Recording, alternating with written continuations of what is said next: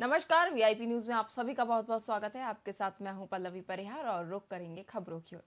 राजगढ़ कस्बे में श्री श्याम सेवा समिति की ओर से नवीन बस स्टैंड पर बाबा खाटू श्याम का 5वां वार्षिकोत्सव और श्याम जागरण आयोजित किया गया। समिति के जगदीश सैनी और सुरेश चौहान ने बताया कि इस मौके पर खाटू श्याम जी का भव्य दरबार सजाया गया और विशाल पंडाल लगाकर नगरवासियों सहित क्षेत्रीय लोगों के लिए बैठने के इंतजाम किए गए। जागरण में नरेश नरसी, मयंक अग्रवाल, दीदी माधवी सिन्हा, सौरभ शर्मा सहित अन्य ने अपनी मधुर वाणी से बाबा के भजनों का गुणगान किया। कलाकारों की ओर से बाबा के गुणगान के दौरान भक्तों को थिरकने को मजबूर कर दिया। श्याम प्रेमियों से खचाखच भरा पंडाल बाबा की भक्ति में लीन नजर आया। वहीं जागरण से पूर्व अतिथियों और गणमान्य जनों सहित अन्य का श्याम प्रेमियों ने दुपट्टा पहनाकर स्वागत किया।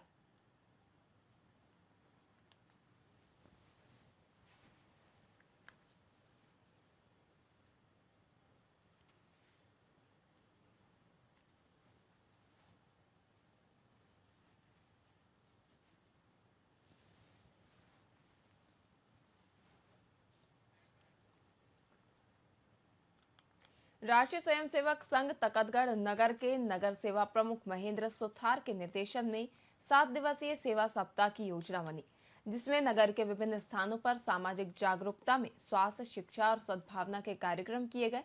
तकतगढ़ के सीएचसी में स्वयंसेवकों ने मिलकर स्वास्थ्य अभियान चलाकर सीएचसी परिसर में साफ सफाई की।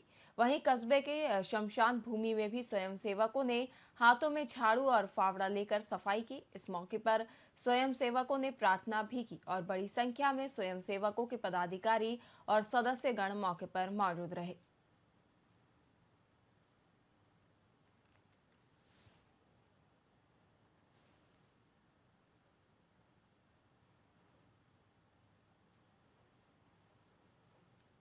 ये स्वयंसेवक संघ की योजना से हर वर्ष 25 सितंबर से 2 अक्टूबर के बीच सेवा सप्ताह के रूप में मनाया जाता है।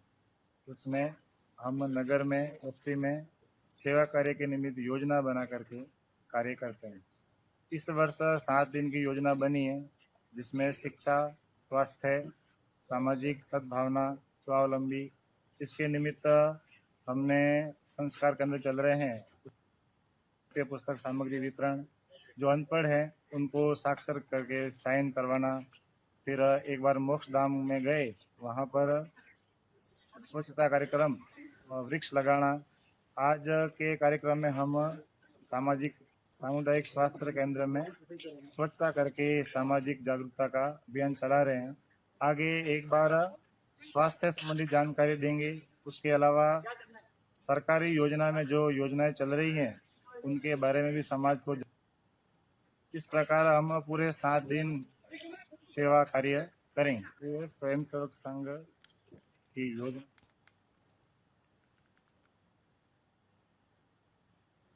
राजस्थान राज्य विधिक सेवा प्राधिकरण जयपुर और जिला विधिक सेवा प्राधिकरण अलवर के निर्देशानुसार तालुका विधिक सेवा समिति किशनगढ़ की ओर से राष्ट्रीय लोक अदालत का आयोजन किया गया, जिसे लेकर समिति अध्यक्ष हेमराज परेवा ने बताया कि अदालत के दौरान एक बेंच का गठन किया गया, जिसमें अध्यक्ष डॉक्टर रिमझिम, सिविल न्यायाधीश सहित कई लोग शामिल हुए।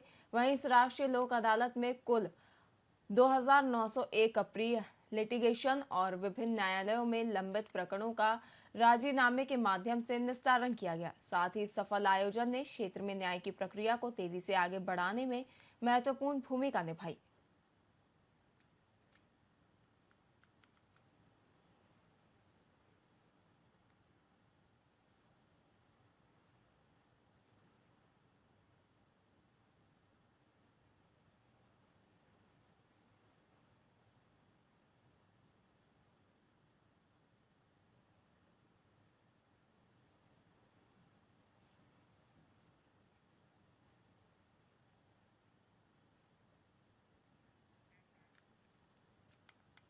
ऑपरेशन एंटीवायरस के तहत पाली पुलिस ने अब तक 268 गुम हुए स्मार्ट मोबाइल फोन बरामद किए हैं, जिनकी कुल कीमत 70 लाख रुपए बताई जा रही है। बता दें कि पुलिस अधीक्षक चूनाराम जाट ने बताया कि दूरसंचार विभाग के ऑनलाइन CIR पोर्टल पर नागरिकों की ओर से दर्ज की गई शिकायतों को देखते हुए यह अभियान चलाया गया है। वहीं इस ऑपरेशन के तहत विशेष टीमें गठित की गई और जिला सहित थाना स्तर पर इसकी लगातार मॉनिटरिंग की गई, जिसके बाद बरामद मोबाइल फोन फरियादियों को लौटाए गए।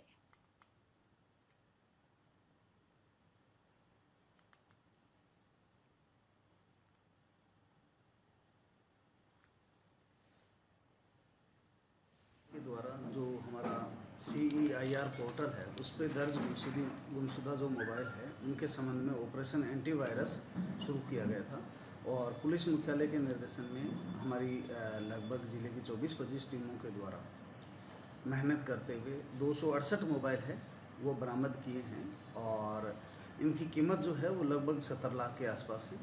और ये जो जिनके मोबाइल गुमशुदा हुए हैं आज उनको सुपुर्द किए जा रहे हैं और इसके साथ जो गुजरात, महाराष्ट्र और यूपी के अंदर जो CEIR पोर्टल पे वहाँ के गुमशुदा जो मोबाइल है और जिनकी लोकेशन पाली ज़िले के अंदर आ रही है उनके लिए भी हमारी टीमें गठित की हुई है और कुछ मोबाइल बरामद किए हैं। आज पाली पुलिस की तरफ से जो साइबर सिक्योरिटी के लिए और जागरूकता के लिए एक अपील भी की जा रही है। तो पुलिस मुख्यालय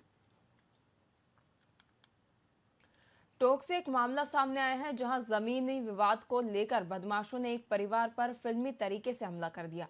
वारदात में हमलावरों ने पहले लोडर से ट्रैक्टर को नष्ट किया, फिर घर में घुसकर सामानों को आग लगा दी। वहीं मौके पर घर के लोगों ने मकान के ऊपरी हिस्से में छिपकर अपनी जान बचाई। मामले में पीड़ित परिवार ने थाने में केस दर्ज कराया, लेकिन कार्रवाई न होने पर परिवार ने SP से न्याय की गुहार लगाई है और बदमाशों को गिरफ्तार करने की मांग की गई है।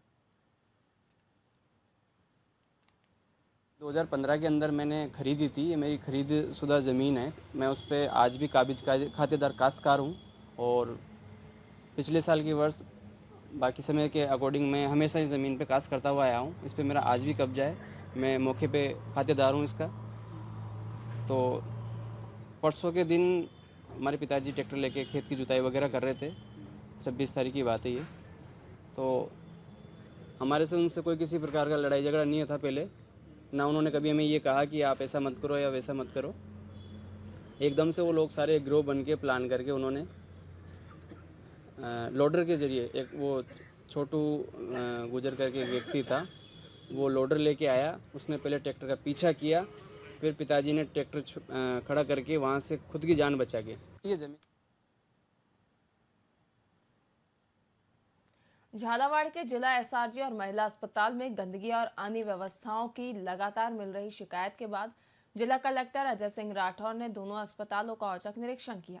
इस दौरान जिला कलेक्टर ने जिला SRG और महिला अस्पताल के वार्डों, गलियारों सहित बाहरी परिसर और पार्किंग एरिया का घूमकर जायजा लिया। इस दौरान दोनों अस्पतालों की व्यवस्थाओं की पूरी पोल खुलती हुई नजर आई, जिसे देखकर जिला कलेक्टर ने काफी नाराजगी जाहिर की और उन्होंने मौके पर ही मेडिकल कॉलेज के प्राचार्य और जिला अस्पताल अधीक्षक को जमकर फटकार लगा दी। साथ ही ड्यूटी से नदारत मिले कर्मचारियों को भी कारण बताओ नोटिस जारी करने के निर्देश दिए गए।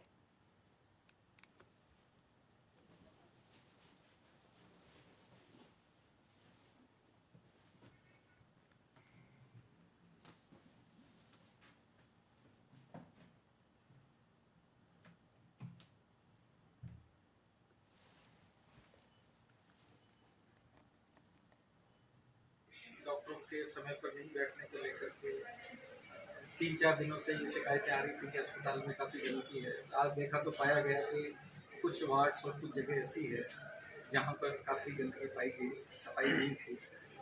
कुछ डॉक्टर्स भी ड्यूटी के ऊपर नहीं मिले। उसके अलावा पूरे जो पार्किंग व्यवस्था थी वो भी अस्पताल की अस्त व्यस्त थी। जहाँ डेडिकेटेड पार्किंग करनी थी वहाँ पार्किंग नहीं कर रही थी। संबंधित जो ठेकेदार को बुला करके डीन को और सुपरिटेंडेंट को निर्देशित किया गया है कि जो पार्किंग है वो पार्किंग अपनी जगह पे करें। जो हॉस्पिटल का स्टाफ है उसके लिए अलग से पार्किंग प्लेस करें। अगर वो दूर है तो उसके लिए वहाँ से कोई कन्वींस की व्यवस्था करें ताकि वो वहाँ से आ जाए। ऐसा नहीं हो कि बिल्कुल वार्ड के आगे कोई मोटरसाइकिल लगा दे, कोई एंट्रेंस पे लगा दे करते। सिक्योरिटी का भी ये था कि हॉस्पिटल में कोई आके पाउच बेच रहा है, कोई आदमी आके क्या कर रहा है, तो सिक्योरिटी वालों को इसके लिए हमने पाबंद किया है और नियमानुसार उनके ऊपर कटौती करने का भी मैंने निर्देश दिया है करके डॉक्टरों के समय पर नहीं। झालावाड़ जिले में सैकड़ों ग्रामीणों ने चौराहे पर जाम लगाकर पुलिस पर एक तरफा कार्रवाई का आरोप लगाया है। मामले में पुलिस अधीक्षक उपाधीक्षक जनरल सिंह और थाना अधिकारी विष्णु प्रसाद ने मौके पर पहुंचकर ग्रामीणों से बातचीत की और निष्पक्ष जांच का आश्वासन दिया है, जिसके बाद ग्रामीणों ने रास्ते को खाली कर दिया है। बता दें कि बीते दिनों चंदीपुर जीएसएस पर लाइट न आने की शिकायत करने गए ग्रामीणों और विद्युत विभाग के कर्मचारियों के बीच मारपीट हो गई थी, जिसे लेकर ग्रामीणों ने पुलिस पर एक तरफा जांच कर आरोप लगाकर सड़क पर जाम किया था।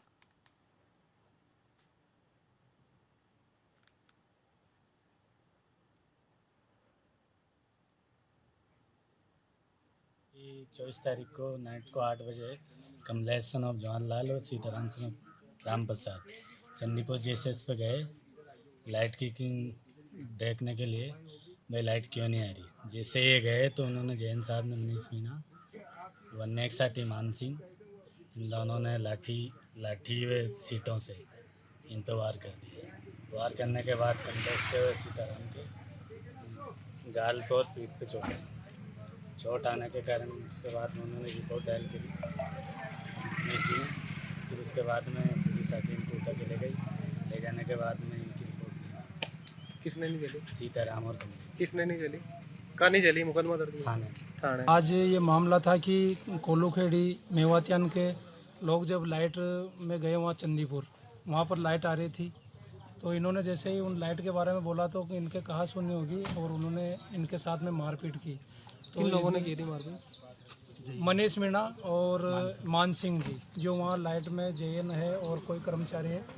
तो इन्होंने क्या है कि मेडिकल भी करवाया, फिर इनकी कोई सुनवाई नहीं हुई, तो आज इन्होंने जाम लगाया और प्रशासन को यहाँ बुला करके और उनकी शिकायत की ताकि उन पर उचित कार्रवाई हो सके। कल 2-3 दिन पहले चंदीपुर गए थे, लाइट नहीं आ रही। कौन कौन लोग गए थे? कितने लोग थे? ये दोनों गए थे, सीताराम और कमलेश। हाँ, पूरा मामला क्या था? किस तरीके की घटना हुई थी? फिर आप लोगों ने रोड को जाम किया था? ये क्या है, 2-3 दिन की शाम को लाइट कट रही थी, तो ये क्या है, शाम को घर पर आते हैं काम करके, फिर बच्चे परेशान होते हैं, इसलिए ये वहाँ लाइट पे पावर हाउस पे गए थे। तो भाई लाइट दो, तो इन्होंने लाइट आ रही थी वहाँ पे और इनके साथ मारपीट की थी। किन लोगों के साथ की? सीताराम और कमलेश। अच्छा, फिर उसके बाद? फिर उसके बाद उन्होंने एफआईआर कर दी जावर थाने में, और जब इनको ले गए तो इनके साथ भी चोट हुई थी। इनकी रिपोर्ट नहीं दे रही है थानेदार साहब ने। अनुसंधान श्रीमान सीओ साहब द्वारा किया जा रहा है। अनुसंधान की प्रक्रिया चल रही है और ये लोग चाह रहे हैं कि भाई हमारा भी कोई प्रकरण दर्ज हो, तो ऐसा कोई एप्लीकेशन तो किसी ने दी नहीं थी तत्काल, और आज ये इसकी मांग कर रहे हैं कि हमारा प्रकरण दर्ज नहीं किया गया है और मामला जो दर्ज हुआ उसमें राजीनामा करा दिया जाए। ऐसा न तो इन्होंने एप्लीकेशन दी जिसमें प्रकरण दर्ज होता है, न कोई परिवाद पेश किया है। आज ये मांग कर रहे हैं, तो हमने इनको समझाइश कर दी है कि भाई आपका परिवाद या रिपोर्ट या जो भी शिकायत है वो हमें लिखित में दें और आगे की कार्रवाई जारी है और प्रकरण का अनुसंधान जारी है, न्याय संगत कार्रवाई की जाएगी।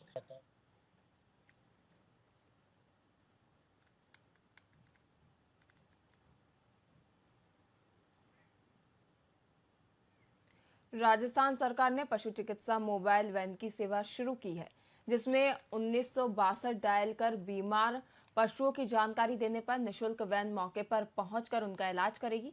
बता दें कि सरकार की यह योजना पशुपालकों के लिए मददगार बनी हुई है, वहीं आवारा पशुओं के लिए जीवनदायिनी साबित हो रही है।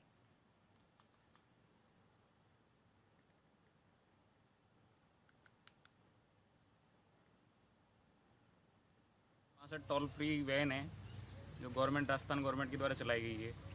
इसमें 4 तारीख से इसकी ऑन कॉलिंग सर्विस चालू हो जाएगी सीएम सर के द्वारा, और इसमें जैसे भी कोई भी एक्सीडेंट केस है वो हम हैंडल करते हैं। हम कोशिश करते हैं कि ज़्यादा से ज़्यादा हम सेवा दे पाएँ इसके लिए। पाली में ब्लॉक स्तरीय चिकित्सा विभाग की कार्यशाला का आयोजन किया गया, जिसकी अध्यक्षता ब्लॉक चिकित्सा अधिकारी जीत कुमार गुर्जर ने की। इस कार्यशाला में मौसमी बीमारियों और राज्य सरकार की जनहितकारी योजनाओं के बारे में दिशा निर्देश दिए गए। वहीं इस बैठक में उपखंड के सभी 48 ग्राम पंचायत के राजकीय अस्पतालों के चिकित्सा अधिकारी, वरिष्ठ अधिकारी समेत सभी चिकित्सा कर्मियों ने हिस्सा लिया।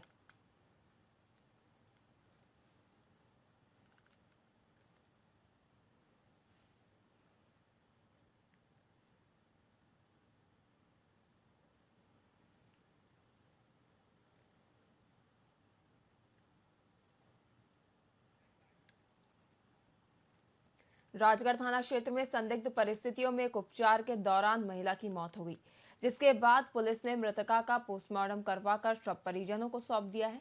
वहीं मामले की जानकारी देते हुए हेड कांस्टेबल हीरालाल ने बताया कि मृतका का नाम धर्मावती है। फिलहाल विवाहिता की मौत का कारण अज्ञात है। वहीं पुलिस पूरे मामले की जांच पड़ताल में जुटी हुई है।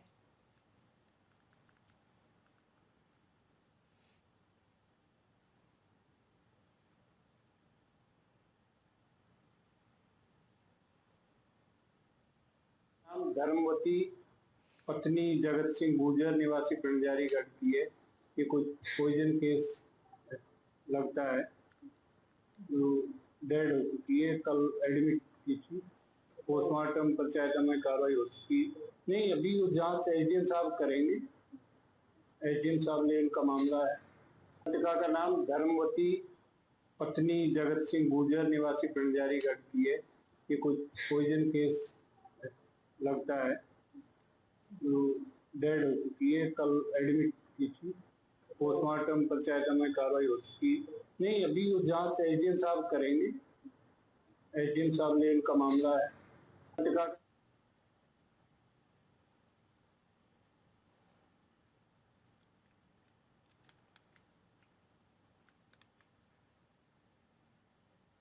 नसीराबाद में एक सड़क हादसा हो गया, जिसमें एक कार ने बाइक को जोरदार टक्कर मार दी। घटना के दौरान बाइक सवार मां और बेटा गंभीर रूप से घायल हो गए, जिन्हें मौके पर पहुंची पुलिस ने राजकीय चिकित्सालय पहुंचाया, जहां चिकित्सकों ने दोनों को मृत घोषित कर दिया। साथ ही पुलिस ने कार चालक के खिलाफ मामला दर्ज कर कार्रवाई शुरू कर दी है।